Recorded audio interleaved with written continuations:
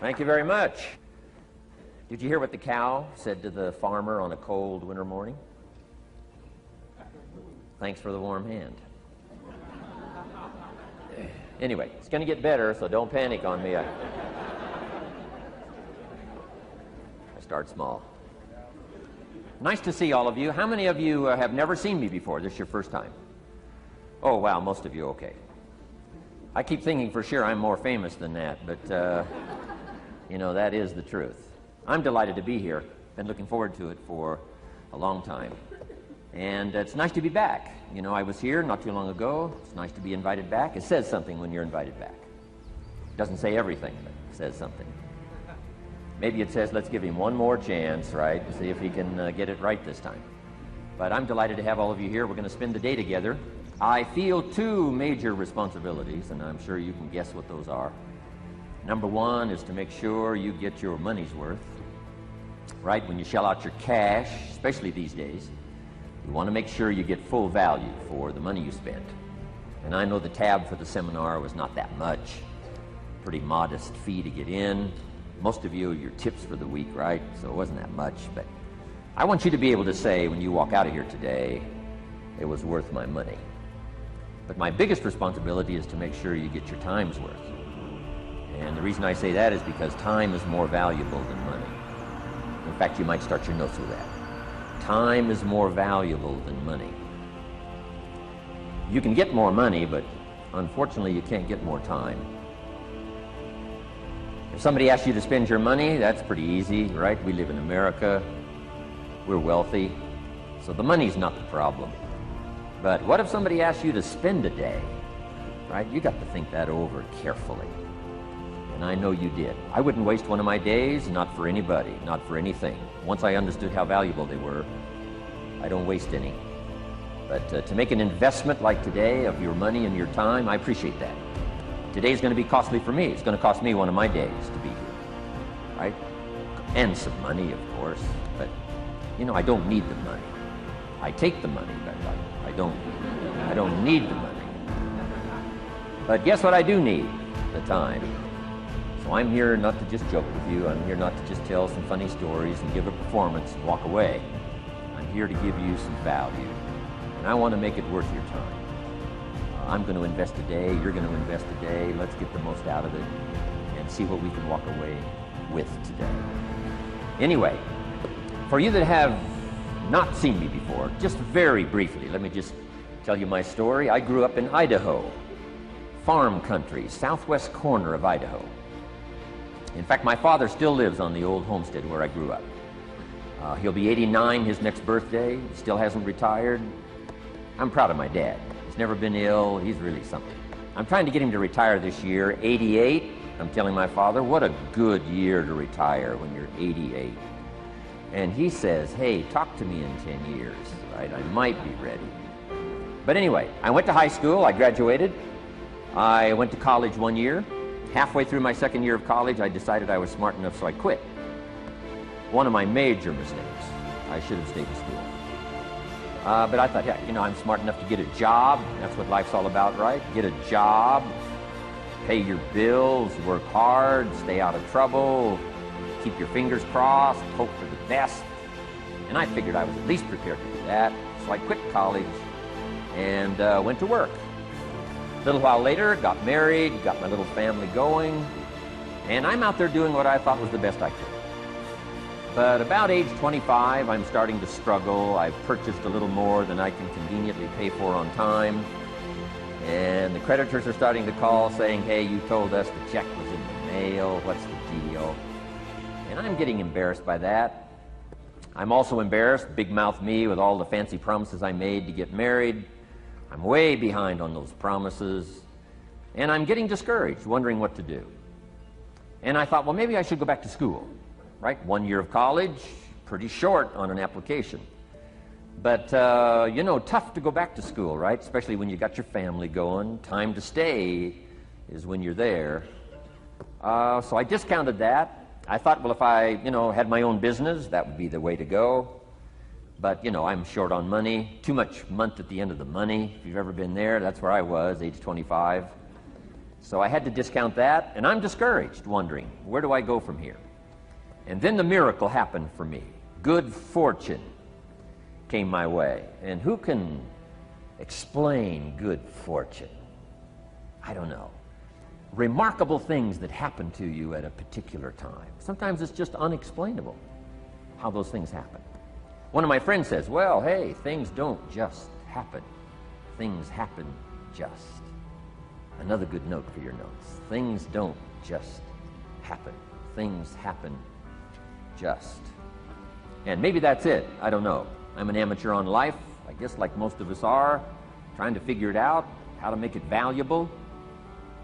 But I was ready. And my good fortune was, at age 25, I met a very wealthy man. His name was Mr. Shoaff, Mr. Earl Shoaff. A friend of mine had gone to work for him, and he started telling me about this man. He said, you got to meet this man I've gone to work for. He's wealthy, but he's easy to talk to. And he's got a unique philosophy of life. And the more he kept talking about this man, I thought, well, I've got to meet this man.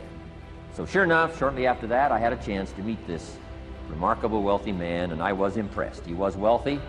Sure enough, he was easy to talk to. I was so intrigued, within a few minutes, I said to myself, if I could be like him, farm boy from Idaho, if I could be like him, I'd give anything. And then I thought, if I could just get around somebody like him, and if he would teach me what to do, I would be willing to learn. I'm coachable. And that was my good fortune. A few months later, this wealthy man that I met, Mr. Shoaff, took a liking to me, hired me, gave me a job. I went to work for him. And I spent the next 5 years in his employ. And then, unfortunately, he died at the end of that period, at age 49. His last 5 years, but the first 5 years of my new life, I got to spend with this remarkable man. And my dream came true. He coached me, he taught me. He taught me the books to read. He taught me the disciplines. He taught me the changes to make in my language and personality. And the things he shared with me during that 5 years literally changed my life, turned my life around, changed my income, changed my bank account, changed my future, changed everything. I've never been the same since that unique experience. And I wish he was still alive today, Mr. Shoaff. I'm sure if he was alive today, especially after this seminar, Idaho Farm Boy makes it to Dallas-Fort Worth, full house, standing room only. Pretty awesome, I'm sure. If he was alive, I'd be calling him today saying, you won't believe what's happening to me. I've had a chance now to share with other people what you shared with me. But anyway, how I got here. 30 plus years ago, I was living in Beverly Hills, California. And one day a friend of mine, businessman friend, said, Jim, I'd like to have you come and share your story with my service club that I belong to, the Rotary Club. He said, I know your story, Idaho Farm Boy makes it to Beverly Hills. But he said, I think my club members would love to hear your story. He said, if I arranged one of our breakfast meetings, would you come tell your story? Just share a few thoughts. I said, okay. So I agreed to go give this breakfast talk. And guess what? They liked it.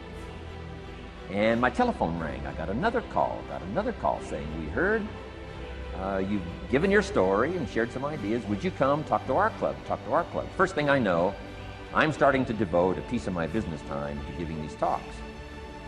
And then one day, a businessman who'd heard my talk, I think 2 or 3 times, approached me and said, would you come and share that story and some thoughts with my management and salespeople? I said, I got this little company going.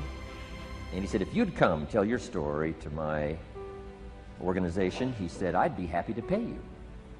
And I thought, wow, wouldn't that be something? So I agreed to go do it, and I got paid. Little did I know, another fortune was waiting for me to translate my ideas into talks and speeches and seminars. Now I've written some books. It's on cassette tape. Now I get to travel around the world. Last year I was in Japan and Israel, Spain, Mexico, Australia, New Zealand, France, Germany, Canada, and now Dallas-Fort Worth. So. Idaho Farm Boy gets to travel around the world and share his story, and here I am today. Anyway, it's almost too much for me to comprehend. From where I started, raised in obscurity, in a little small farm community, and now to be here today is pretty awesome for me. So anyway, that's just a little bit about my story. My story is probably more intriguing for me than it is for you, but I wanted to hear it again, so I thought I would just, bore you with it. Anyway, I don't ask you to be impressed today. I'm the one that's impressed from where I came from to have a chance. But that's the American dream, right? Come true. Chance to start from scratch, start from obscurity, start with pennies, start with nothing, and have a chance to transform your life, change your life, set your goals, and see what you can accomplish.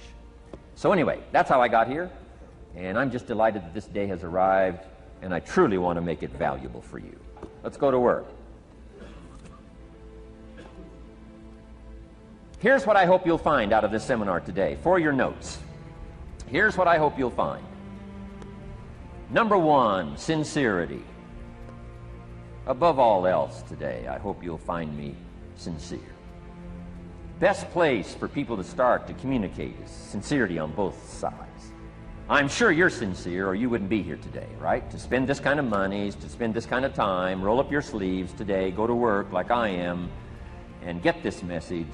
You've got to be sincere. So I assume you're sincere. Now I want you to see me sincere. But I've got a good note for you to make. Sincerity is not a test of truth. Important note to make. Sincerity is not a test of truth. We must not make the mistake of saying he must be right, he's so sincere. That would be a mistake. And here's why. It's possible to be sincerely wrong. So we don't mistake sincerity for truth, right? Sincerity is only a test of sincerity. Truth has to yet be tested by truth. Okay? But hopefully you will find me sincere and truthful. Next, a combination of things I hope you'll find here today. Ideas plus inspiration. Ideas plus inspiration. Ideas, business ideas, and social ideas, and personal ideas. We all need ideas. Right? How to have a good day ideas, how to have a good year ideas, how to have your best year ever ideas, good health ideas, personal relationship ideas, how to deal with your family ideas, sales management ideas, financial freedom for the future ideas. We all need good ideas. So today, I hope you gather up by notes and by what you can remember a lot of ideas. I want to share as many with you as I possibly can in the time constraints we have. Today is going to go very rapidly. I used to think a day like this was a long day. Found out it's a pretty short day. But I'm going to go as fast as I can, share with you as many ideas as I possibly can. And here's why. Ideas can be life-changing. Ideas can be life-changing. And sometimes all you need is just one more in a series of good ideas. It's like dialing the numbers into the lock. Right? You got 5 or 6 numbers dialed into the lock. The lock still won't come open, but you don't need 5 or 6 more numbers. Maybe you just need one more, and maybe a seminar like this could do it. A sermon could do it. The lyrics from a song could do it. The dialogue from a movie could do it. Conversation with a friend might do it. That one last piece you need, number. Dial it into the lock, that's it. The lock comes open, there's the door for you to walk through. And maybe this seminar today could furnish that for you. One more idea. I know you've come with a lot already. Sometimes we get the impression, I used to have that I only had this much going for me and I needed this much. Usually not true. And I'm sure not true of this audience, where I find you today, as well dressed as you look today. As fine as you are sitting here today, it isn't that, you've got this much going for you and you need this much. I would assume you've got this much going for you and maybe all you need is just a few more thoughts, ideas, to furnish you some ways and means to turn your life into the dream you want it to be. So, ideas. The seminar is going to be loaded with ideas. I want you to take good notes. But here's what else I hope you'll find here today, and that is inspiration. And who knows the mystery of inspiration? Why some people are inspired and some are not? You were inspired to get here. Some were not. Who knows the mystery of that? I don't know. How come you made it? The rest of them didn't make it. We don't know what that mystery is. Some people turned it down. Some people said it costs too much. Some people said it's going to take too much time. Some people are too busy, right? A lot of different excuses why some are inspired to take advantage of something that comes to town. Others pass it up. We don't know the mystery to that. Here's what I call it, mysteries of the mind. And I just leave it at that. Some things I don't try to figure out. I take the simple approach now. right? Some people do and some people don't. I mean, that's about as profound as my philosophy is. Some buy and some don't buy. Some go for it and some don't. Some change and some don't. And if you've been around for a while, you can usually work out the numbers, right? Out of 10, 3 do, 7 don't. Whatever business you're involved in, pretty soon you got this ratio going. The ones that do, the ones that don't. You say, well, why don't the ones that don't, how come they don't? We don't know. I just leave it as a mystery. I used to try to understand all that. I just take the simple approach now. The guy says, this happens to me, this happens to me, this goes wrong for me, and all this stuff goes wrong for me. How come all this stuff happens to me? I say, I don't know, it beats me. The best I've been able to figure out is those kind of things always happen to people like you. I mean, right? That's the best I got. I don't know. I'm an amateur on this stuff. What do I know? So, just take the simple approach, right? That's how it is. Who knows? Interesting story says the day the Christian church was started. Now, I'm an amateur on the Bible, but best account I can remember, the day the Christian church was started, a magnificent sermon was preached. Great presentation. And if you're a student at all of good communication, it was one of the classic presentations of all times. The sermon, first day Christian church was started. And it said this sermon, this presentation was given to a multitude, meaning a lot of people. But it was interesting, as the account gives us, the record, it says, when the sermon was finished, there was a variety of reaction to the same sermon. Isn't that fascinating? I find it fascinating. It said some that heard this presentation were perplexed. And I read the presentation, it sounded pretty straightforward to me. So why would somebody be perplexed with a good, sincere, straightforward presentation? Best answer I've got. They are the perplexed. I mean, what other explanation is there? It doesn't matter who's preaching. It said some that heard this presentation mocked and laughed, made fun of the presentation. I thought, hey, this looks pretty sincere to me. If you give a sincere, honest presentation, why would somebody mock and laugh? Easy explanation. They are the mockers and the laughers. What else would you expect them to do? I used to try to straighten all that out, say, well, they shouldn't do that. I don't do that anymore. I've got peace of mind now. I can sleep like a baby, not try to straighten all this stuff out. I used to be so naive. I used to say, well, liars shouldn't lie. See, how naive can you be? Of course they're supposed to lie. That's why we call them liars. They lie. They lie. So I don't straighten this stuff out anymore. Anyway, it said some that heard this magnificent presentation didn't know what was going on. And they're usually easy to spot. They're usually saying, what's going on, right? I mean, they don't know what's going on. But interesting, right? A variety of reaction to the same sincere, honest presentation. Now, it also says, in wrapping it up, some that heard the presentation believed.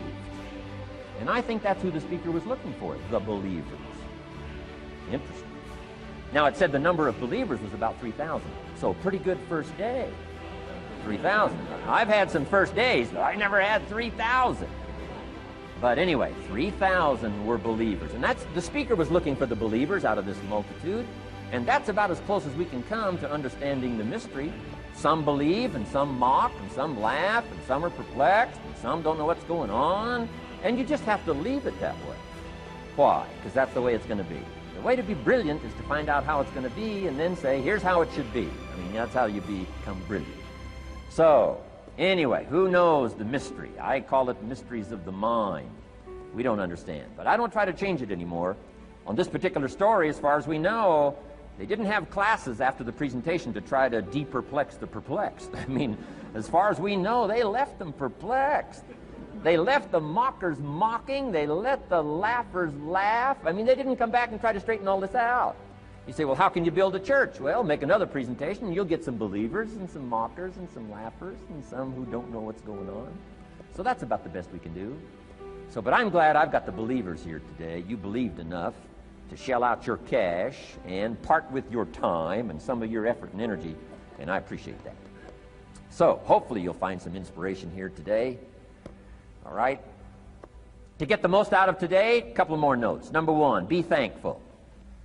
That's a good way to capture the most of a day like this. Be thankful for what you already have. That shouldn't be any problem in America, being thankful. Everything we need is available in America. Everybody wants to come here, right? The last time I was here, that little presentation I gave, everybody wants to come here, America. People haven't plotted and schemed the last 40 years saying if I could just get to Poland, everything would be okay. No, everybody wants to come to America. Why? Everything's available here. All the books you need, all the sermons you need, all the churches you need, all the schools you need, all the instruction you need, all the inspiration you need, all the capital you need, all the markets you need, all the challenge you need, all the information you need, all the seminars you need. Everything's available here. This is America. So number one, let's be thankful for what we already have. Thanksgiving does this. Opens up the doors, opens up the windows, opens up the channels. Thanksgiving for what you already have. I did a seminar one weekend up at the ranch, up at Clear Lake.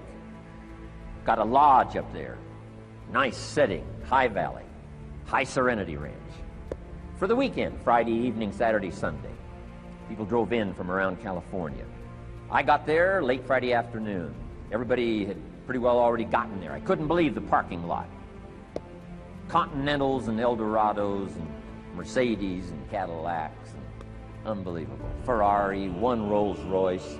Unbelievable. I walked in, good-looking crowd about like this, sitting there ready for the weekend seminar. My opening remarks were, ladies and gentlemen, I think the rest of the world would find it strange that we have all come here this weekend to try to figure out how to do better. I think the rest of the world would say, I don't understand. Guy in his Rolls Royce saying, I got to get to the seminar, find out how to get another one of these Rolls Royces. Unbelievable. Anyway, let's be thankful. Here's what locks up the doors and the channels to receive more: cynicism. That locks you away. That prevents you from learning more. Being a cynic about the past and the future, a cynic about the marketplace, cynical about the people, cynical about the institutions, cynical about the setup, cynical about yourself, cynical about your chances. See, that locks away all the chance for stuff to flow your way. So, good advice, I think, today. Start off, be thankful. Here's number two, listen well. That's going to be a challenge today. I understand that. Seems like most of, our life is still going on outside these four walls, right? Most of our life seems like it's all, continuing out there. Family and business, associates, market, economy, and whatever else is happening in the midst of your life. And to sort of, pull your attention from what's going on out there and put it in here for just a few hours, I know is a challenge. But do the best you can, listen well. Here's the last one, take good notes. Be a good student today, take some good notes. I've not come to entertain you. As you can tell by my opening joke, right? I would not make it in Las Vegas. So we don't have a dog and pony show today, no entertainment. But I do have some ideas. Take some good notes. Somebody showed me the other day notes that they took about 21 years ago, attending one of my seminars out in Los Angeles. He said, I still use these notes I took 21 years ago to help me in my business, relationship with my family. So I'd like to have these notes that you take today become that valuable for you. Then it would be worth me making the investment to come and spend a portion of my life, my time, my energy here. And I want this investment I'm making here today to pay off. And one of the ways it can pay off for me is for you to take good notes and then go away and use whatever makes sense. Because what I feast on coming back around is the stories out of this audience today, sure enough. 6 weeks from now, 6 months from now, 6 years from now, somebody's going to, by phone, by letter, by personal contact, walk up to me and say, the things you shared that day got me thinking.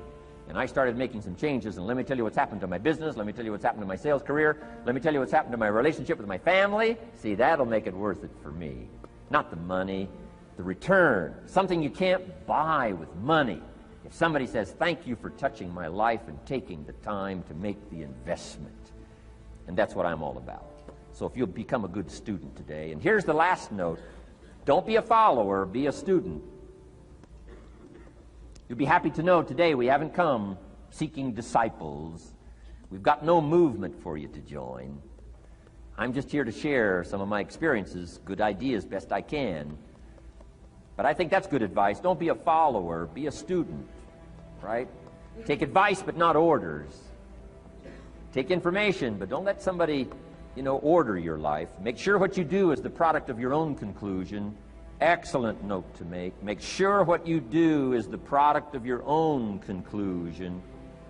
Not to do what someone else says. Take what someone else says, process it, think about it, ponder it.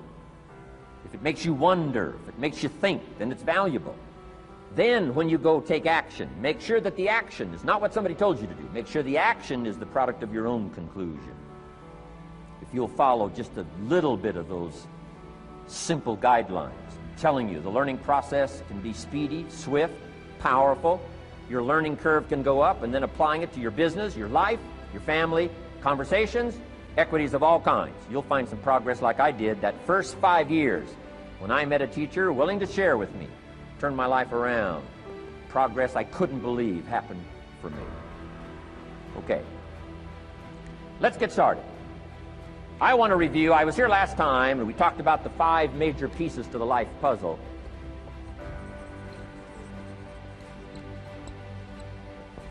And I just want to review those because it lays such a good foundation for all the rest that I want to share with you today. We got a lot of subjects to cover, so we're going to go rather swiftly, okay? Put on your mental track shoes here and run with me today, because I'm going to deal mostly in concepts. Expect you to, fill in a lot of the details, because I've got a lot to share.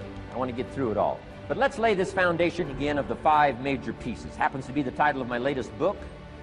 But I think it is so valuable in laying a foundation. It's some of the things I learned between ages 25 and 30.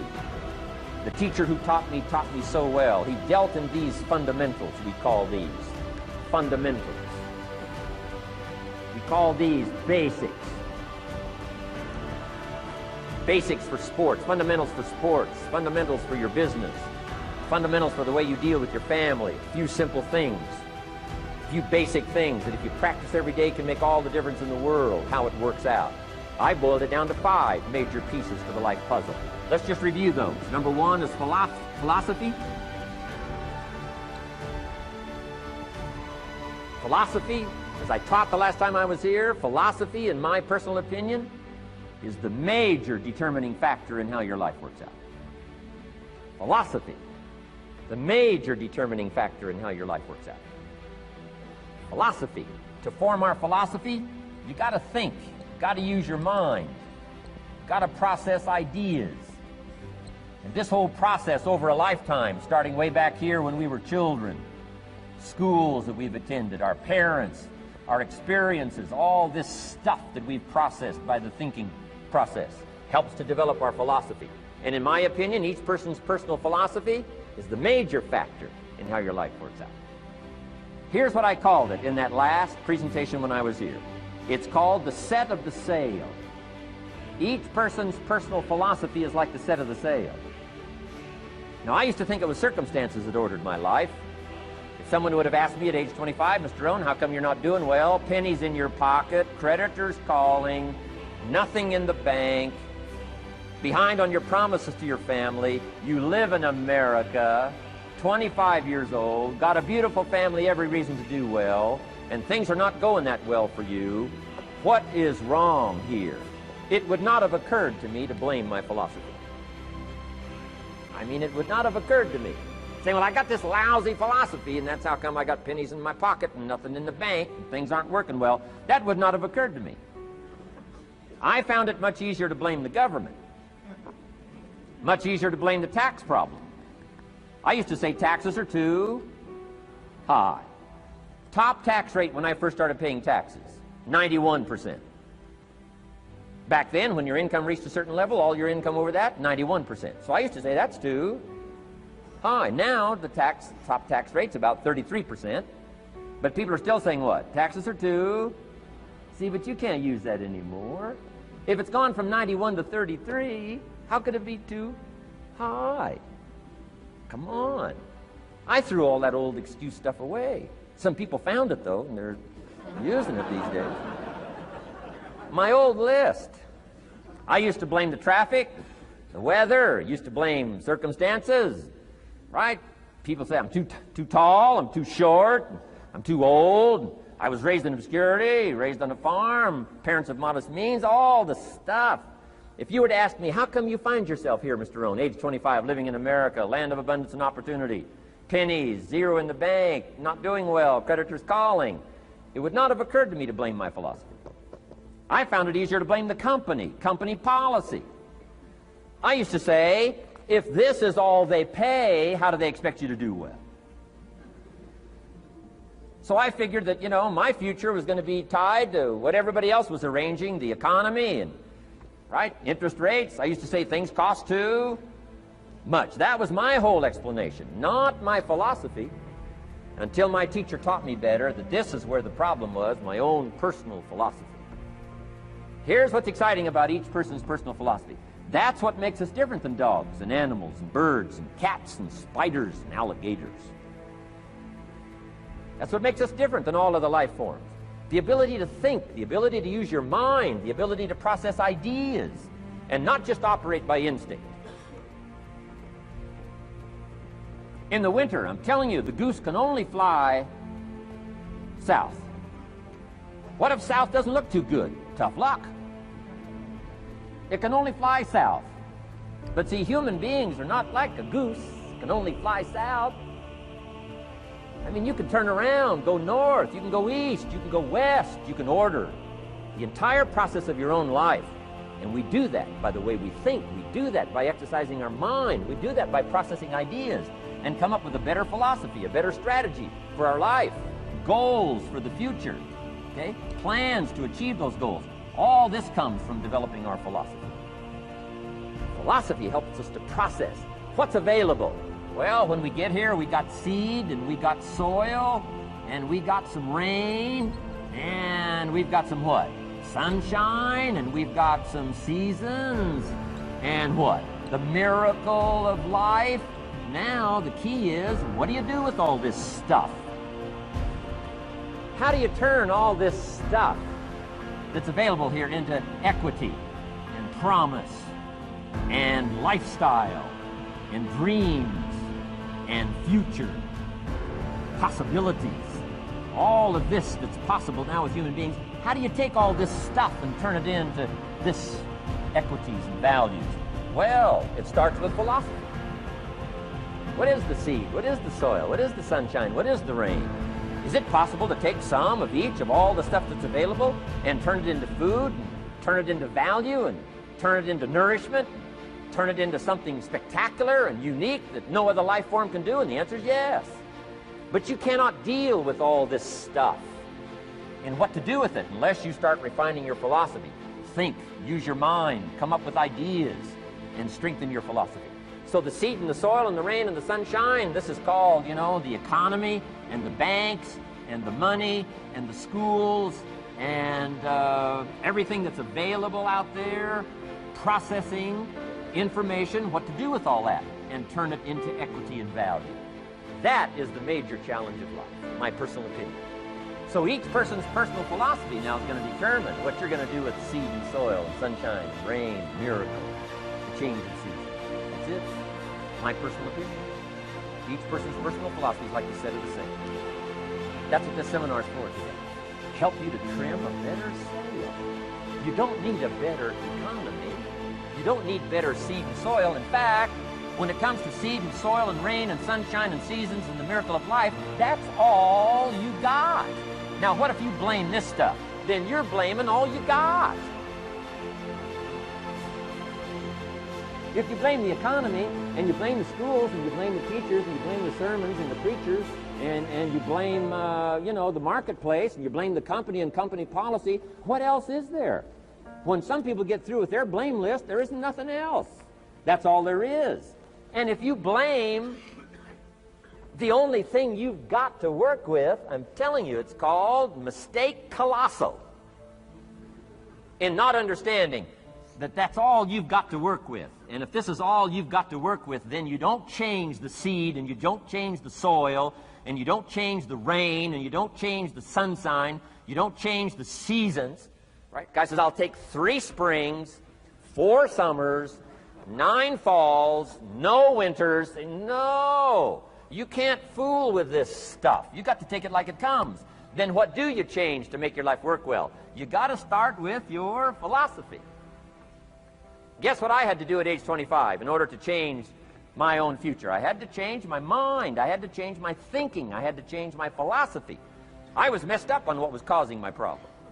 And once I got that straightened out, that all the stuff I blamed, the government and taxes and the marketplace and the economy and things cost too much, negative relatives, cynical neighbors, once I got rid of that and started going for where the real problem was, which was me, I'm telling you, my life exploded into change.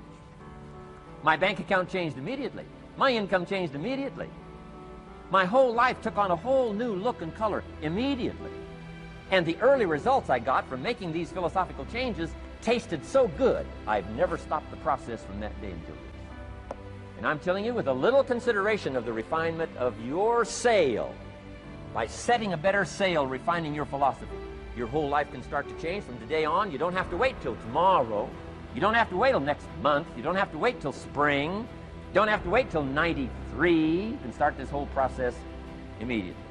I recommend it. Now, some people do so little thinking, they don't even have their sail up. I mean, you can imagine where they're going to wind up at the end of this week, at the end of this month, at the end of this year. Now's the chance to change, process all this information. So number one is philosophy. Okay. And we dealt with all that, where we get ideas from personal experience, from other people's experiences.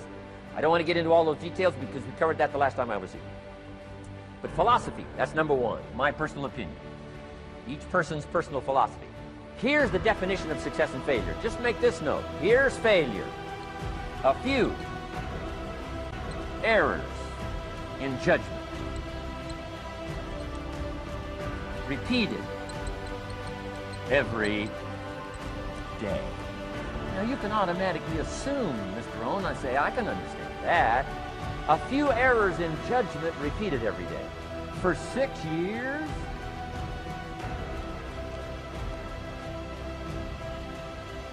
I'm with my father. I think I told this story the last time I was here. My father, 88 years old, he's never been ill, still hasn't retired. Not long ago, midnight, we're getting ready to go to bed. We drilled a new well, got some extra water, got some more acres going. He's all excited. At midnight, we're getting ready to go to bed. My father's eating what he calls his midnight snack. A little bite to eat before you go to bed. Don't have to go to bed hungry.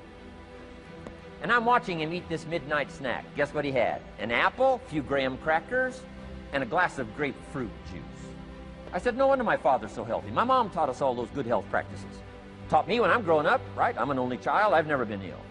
Passed the big 5-0 some time ago. My two daughters, 32, 33, never been ill. My grandkids, never been ill. I'm telling you, the legacy lingers on. As I watched my father have this midnight snack, suddenly occurred to me. I know that's part of it. An apple, what? A day. That's gotten to Dallas-Fort Worth, right? An apple. An apple a day keeps the doctor away. Good question for this intelligent audience. What if that's true? You say, well, Mr. Rohn, if that's true, that would be easy to do. Then what's the problem? It's easy not to do. It's easy not to adopt it as your own personal philosophy. Or the guy messed up the saying. Guy says a Hershey bar a day. Say, no. No. You've been watching too much television. It is not Hershey bar. You got to be smarter in philosophy than to fall for the Hershey bar a day when it's an apple a day. You've got to be smarter than that. And if you make that kind of an error in judgment every day for 6 years, I'm telling you, it'll accumulate into disaster. Sometimes the first year you say, well, you know, I'm so healthy now, what difference is it going to make? You've got to be smarter than that.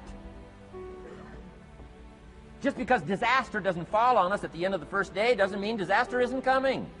You've got to be so smart that you look down the road and say, will the errors in my present judgment of philosophy, what's that going to cost me in 1 year, 6 years, 1 month, 6 months?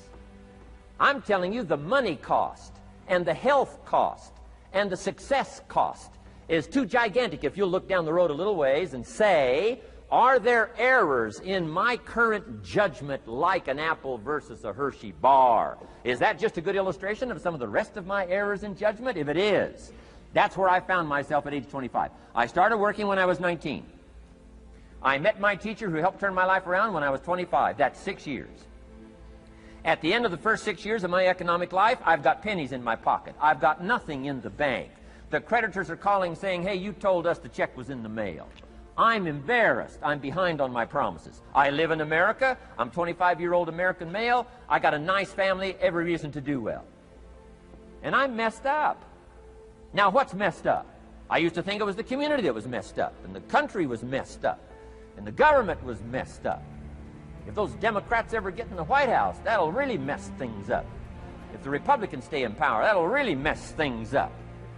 The economy was messed up. Interest rates are messed up. I thought all this stuff was messed up. Then I found out that's not what was messed up. I was criticizing the only thing I had to work with. What was really messed up was my own personal philosophy. My own errors in judgment in my own personal philosophy brought me in 6 years to pennies in my pocket, nothing in the bank, and trying to explain why I wasn't doing well, living in America, 25-year-old American male, got a family, every reason to do well.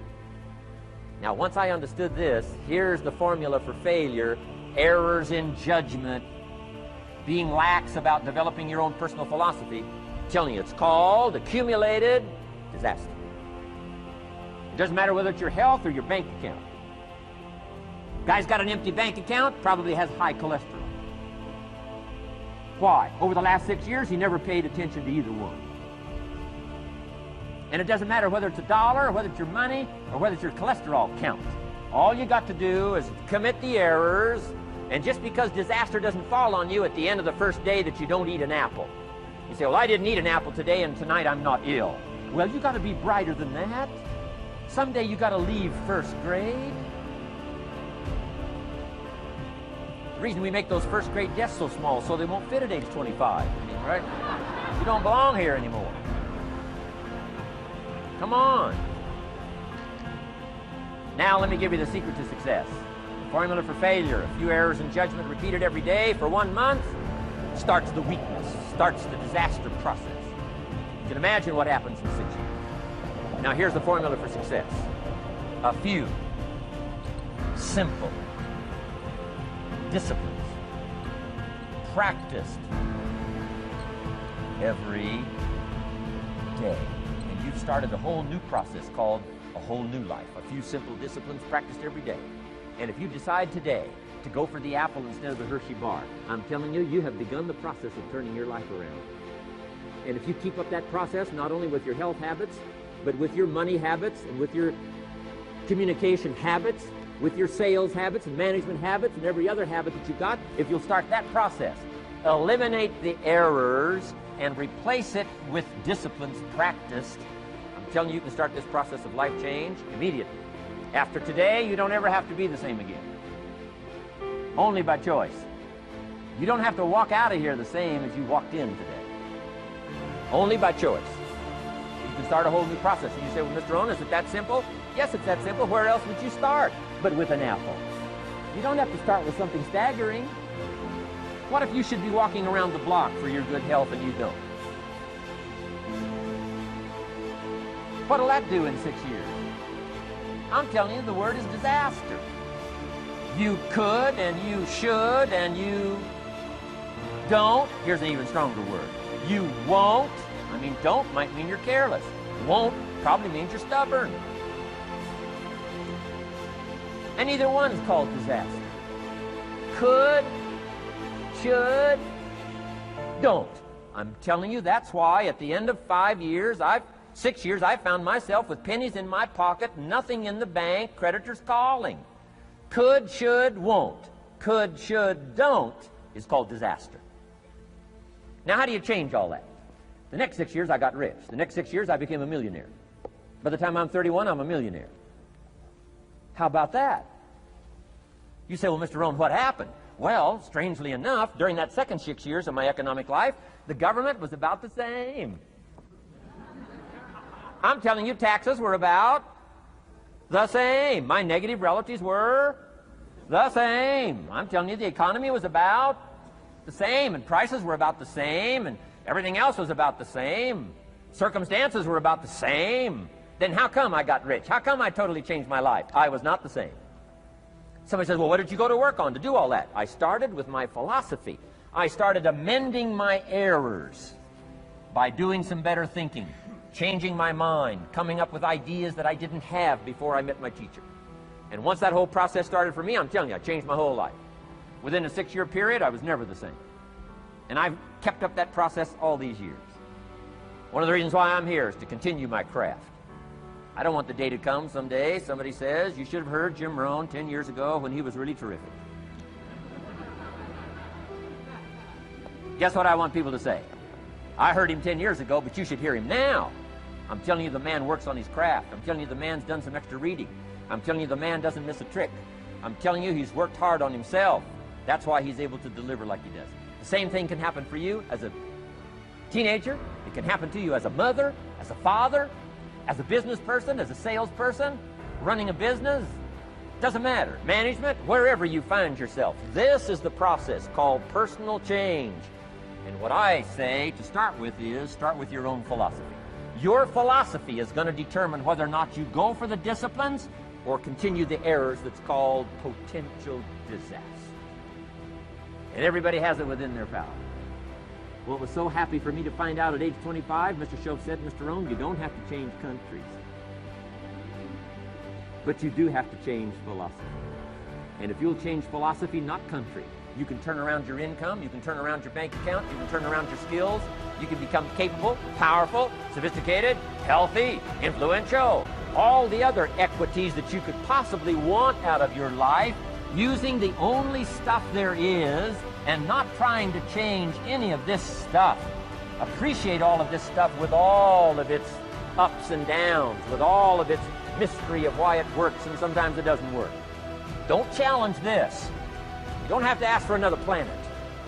You don't have to ask for another country. Just ask for another book. Ask for another seminar. Ask for another idea.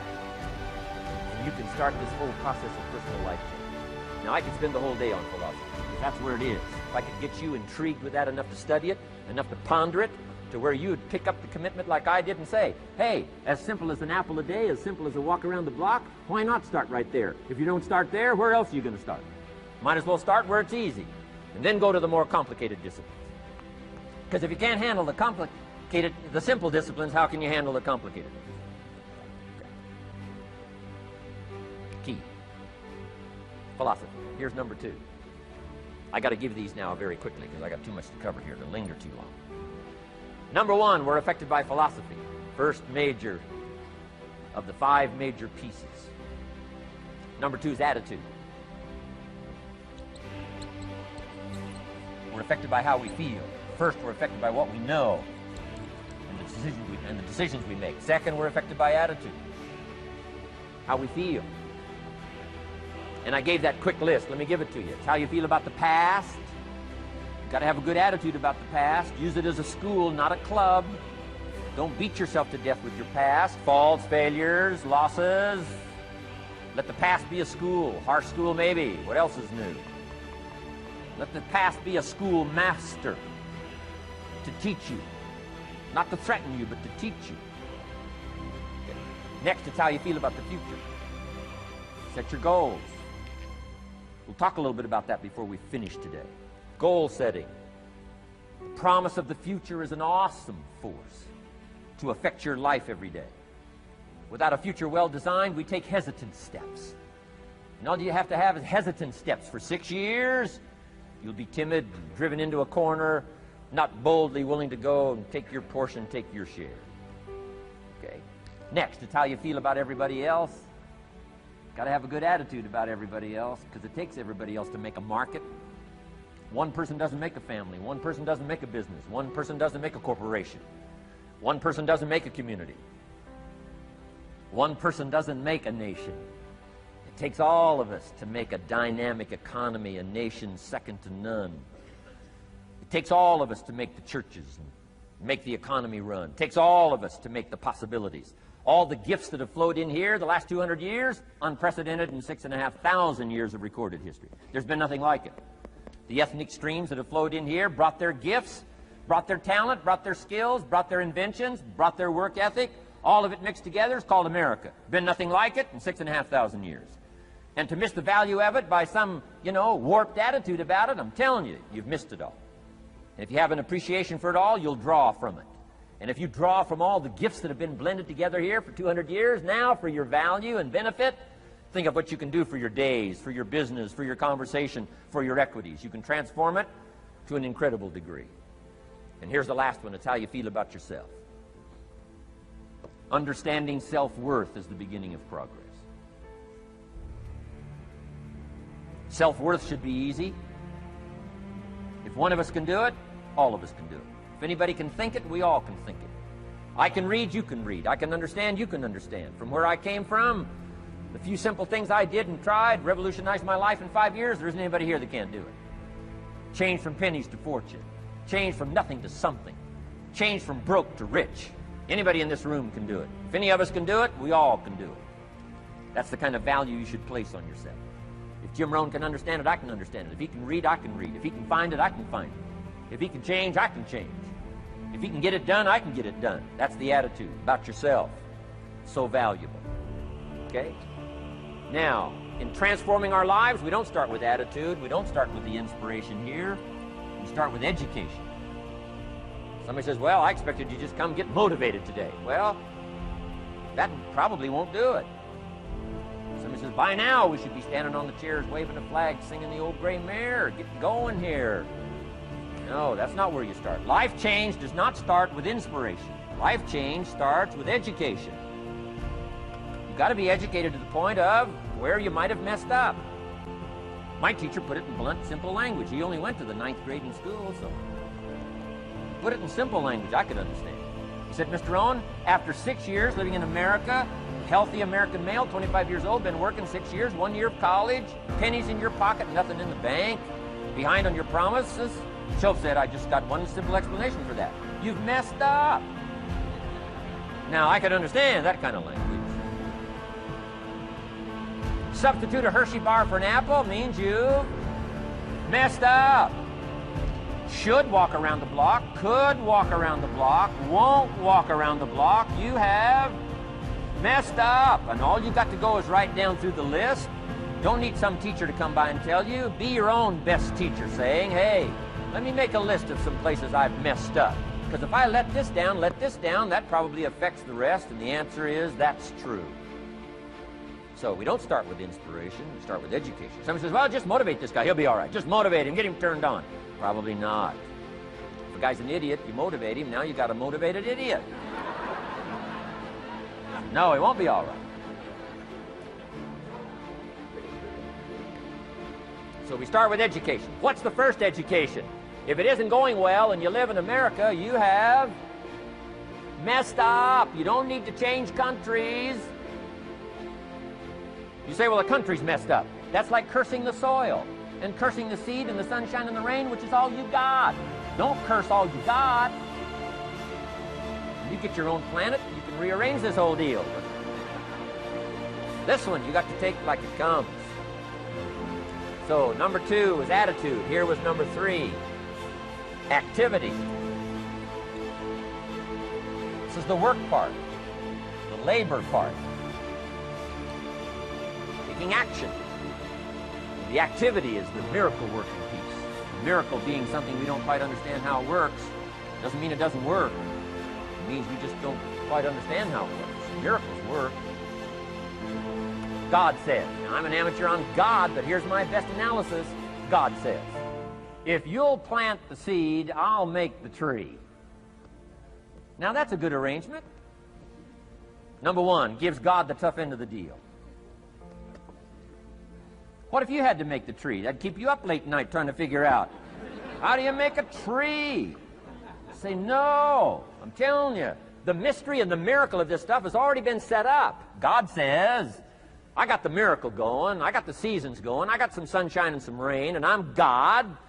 But the way I've arranged that, I just need somebody to plant the seed, not chant.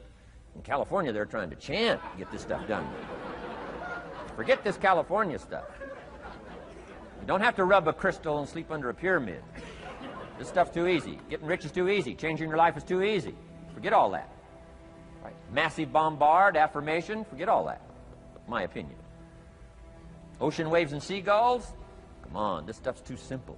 Just simple, easy stuff. But if you neglect it, that's how it piles up year after year, if you're willing to straighten it out. And here's one of the keys.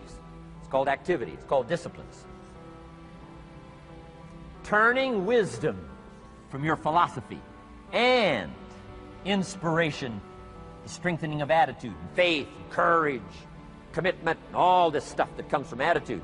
If you're willing to take these two qualities, philosophy and attitude, and invest it into activity, you can have a miracle.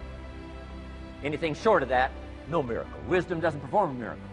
Attitude doesn't perform a miracle. The only thing that performs a miracle of increase called equity is called putting wisdom and attitude into discipline, into labor. And this labor now can perform a miracle. And here's the two parts to the labor. One, do what you can. Number two, do the best you can. Can't give you better advice than that. Number one, do what you can. You just got to go home and make a list after today. And here's the question to ask as you make this personal list. What am I not doing that would be easy to do? That could greatly change my health, my wealth? What am I not doing I'm neglecting that would be easy to do? Just go home and answer that question personally. You don't have to put the answers on a public bulletin board. This is just all personal stuff. From the walk around the block to the apple to what to do with your money, which we're going to cover today. What does a child do with a doll? We're going to cover that today. Errors in judgment, disaster. A few simple disciplines, wealth beyond imagining. And if you'll pick up the activity part, the miracle working part, plant the seed part, take care of your part. The soil will take care of its part. The seed will take care of its part. Seasons will take care of their part. The miracle will take care of its part. If you'll take care of your part, called putting it into activity, action. Works miracles. 2,000 years ago, on April 13th, one of Jesus' disciples. Now again, I'm an amateur on the Bible. As best as I can remember it, one of Jesus' disciples said to Jesus, "It's time to pay our taxes and we don't have any money." That's how come I know it was about April 13th.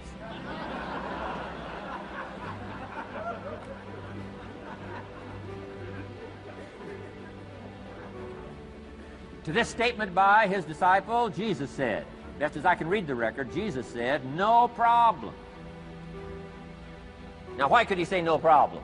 Well, word has it, he was a miracle worker. Word has it, if you're a good student of history, word has it, he was a miracle worker. If you handed a problem to a miracle worker, what would he be inclined to say? No problem. You got to hang out with folks like that. I belong to a small group like that. We do business around the world. You hand these guys a problem, they say no problem. What? How many books would they read to solve it? Many as it takes. How early would they get up? Early as it takes. How much information would they get? Much as they needed. So it's what? No problem. You got to hang out with folks like that. Jesus said this will be no problem, the tax thing. He said to his disciple, it's simple. Go fishing. Wow.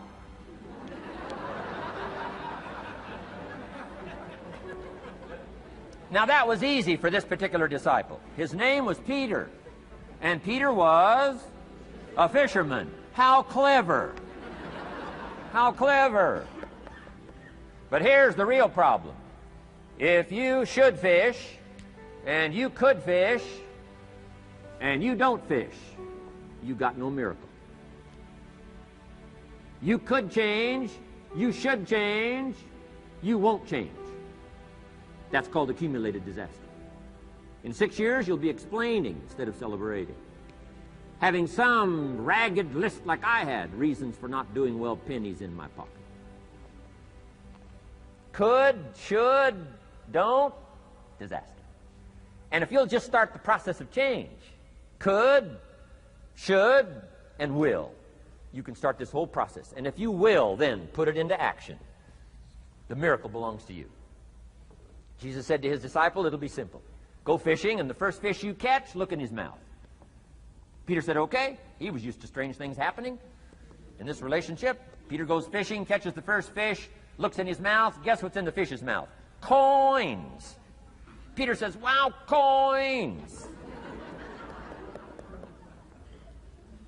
Starts counting the value of these coins, and when he adds it up, guess how much it added up to? Exactly enough money to pay his taxes and Jesus' taxes. Which gives you Jesus' position on taxes.